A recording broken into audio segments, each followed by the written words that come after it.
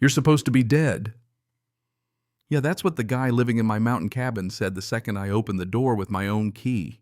He's got my name on a death certificate.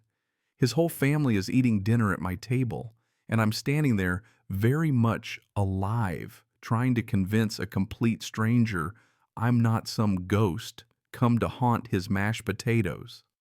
I mean, how does someone steal your life just by declaring you dead? That's not a question I ever thought I'd ask. But 6 hours in a jail cell humiliation, neighbors gawking at me through the glass like I'm a circus act. That's how my homecoming played out. It's not just the handcuffs that cut deeper than they should. It's the feeling that the universe is playing some sick joke. Me sitting on a concrete bench. The disinfectant smell not even close to covering up the stink of lost hope, listening to a cop mutter about crazy people who claim to be alive. I kept trying to show him my ID, my credit cards. Heck, I would have drawn blood if it would have helped. But the Johnson family, the ones sitting at my table, had their own stack of papers, including a death certificate with my name, my birthday, my details all official and shiny and signed. "I don't know how you got out of your grave, but you're not welcome here," the dad shouted, wielding a baseball bat while his pregnant wife clutched their toddler like I was the monster under the bed. Their teenage son, playing video games on my custom-built cabinet, screamed like he'd actually seen a ghost. And honestly, in that moment, it was almost funny. Almost.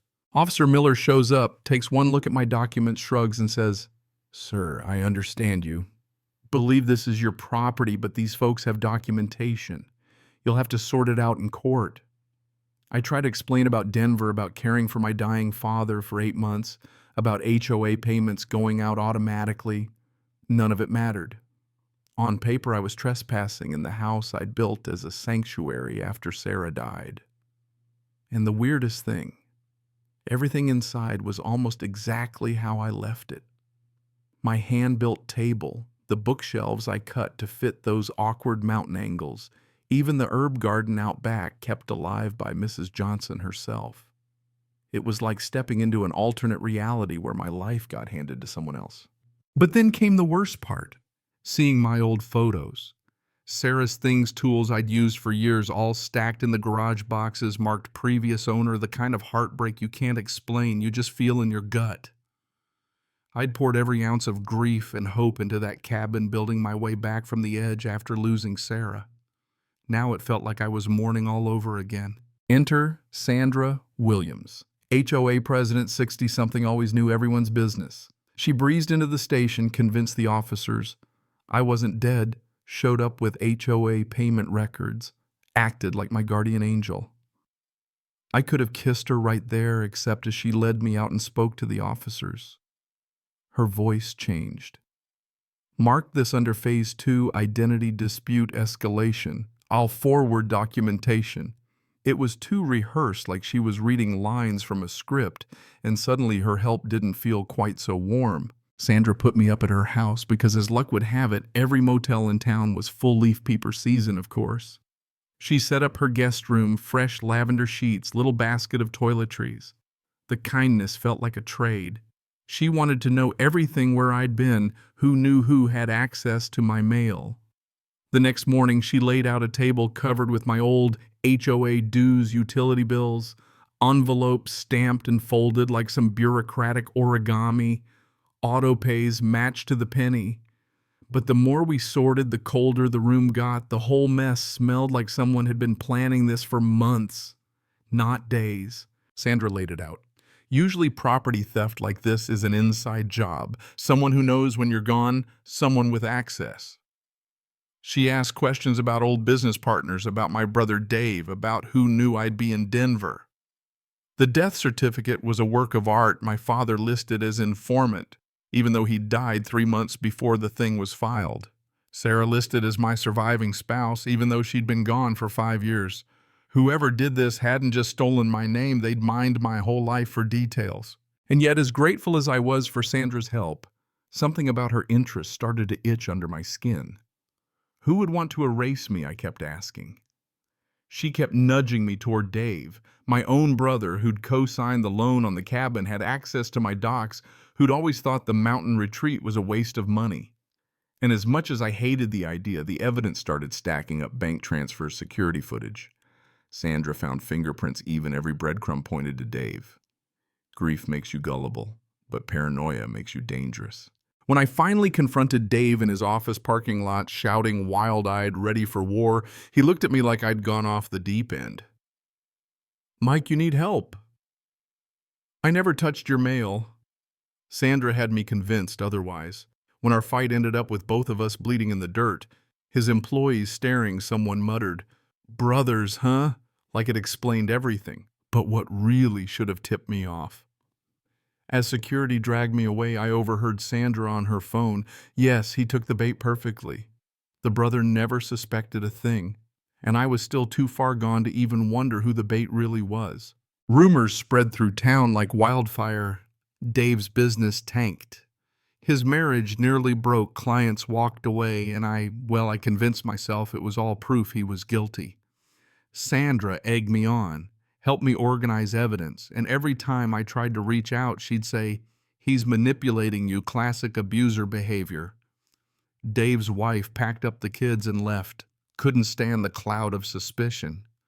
Looking back, the only thing I really see is how easily someone can steer your anger if you let them. But everything changed the day Jenny Johnson showed up at Sandra's door, nervous, pregnant, clutching her phone.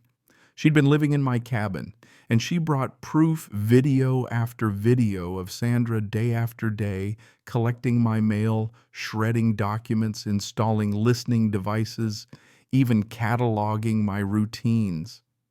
She had master mailbox keys. Her daughter was the postmaster. Sandra had built an empire off targeting isolated people, especially the elderly, forging deaths and then scooping up their homes for the HOA. The horror of realizing my own brother was just another victim, one Sandra was planning to eliminate in Phase 4 by staging an accident at his job site. Maybe worse, hit me harder than anything before. She'd even mapped out his kids' school schedules. And suddenly I wasn't just trying to reclaim a house, I was racing to save my brother's life. I broke into Sandra's home office and found her victim wall names, faces, red string, property deeds, carefully planned phases. There were recordings of her talking about making people dead on paper, step-by-step guides for accidents, a network of complicit officials, and enough psychological profiles to fill a research library. I barely got out before her men caught on, chased me down mountain roads, my pickup skidding through logging trails just ahead of their SUV. That's when I knew I had to take it public fast. The emergency HOA meeting was packed. Neighbors, news crews, families of the dead. Sandra strutted up to the podium, tried to paint me as the crazy one, grief-stricken, mentally ill, fabricating evidence.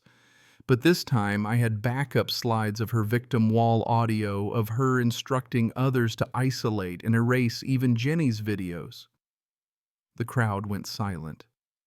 You could hear a pin drop as the truth finally landed. This wasn't a story about property. It was about systematic erasure, whole lives deleted for profit. Sandra tried to keep the act going, but then her own daughter, the postmaster, stood up, voice shaking, and confessed. "Mom told me we were helping. I didn't know what she was really doing." The dominoes fell fast. County clerks, minor accomplices, all trying to distance themselves. The FBI showed up right there in the community center. Sandra tried to run, but stumbled. Phones out the whole town filmed her crawl. Her last words before the handcuffs, "Check your father's medical records. You have no idea how deep this goes." But nobody was listening anymore. Justice came in the form of 5 years federal, $500,000 in restitution, her assets seized. At sentencing, she tried to justify it, said she needed money for her grandson's medical bills, said she was helping the community. Judge Morgan didn't buy a word, called her crimes what they were: cold, calculated, and cruel. But justice isn't a finish line. I got my house back, sure. The Johnsons left it with their son trailing a hand across the bookshelves I'd built. Dave and I, we have coffee sometimes, but the old trust is gone. The town will never be the same. Some neighbors still eye me like I'm contagious. Others sold and moved afraid it could happen to them. The HOA dissolved, federal oversight brought in, but trust, real trust, doesn't come back with a new board. And just when I started to think maybe life would settle, a manila envelope showed up photos of me out and about. A note Sandra sends her regards. See you soon, a friend. I filed the report, added more cameras, sleep with one eye open, the cabin holds but peace. That's not a place you reach. It's a checklist. Doors locked. Cameras on breath, steady one day at a time. So if you've ever had your identity stolen or wondered how deep HOA corruption can go, or just want to talk about justice betrayal or what you'd do in my shoes, drop a comment. Tell me what you think. Can you ever really put the pieces back together after something like this? Or does justice always come with its own kind of scar? Hit that share, tell your story, and let's talk about what right really means when your life gets erased on paper.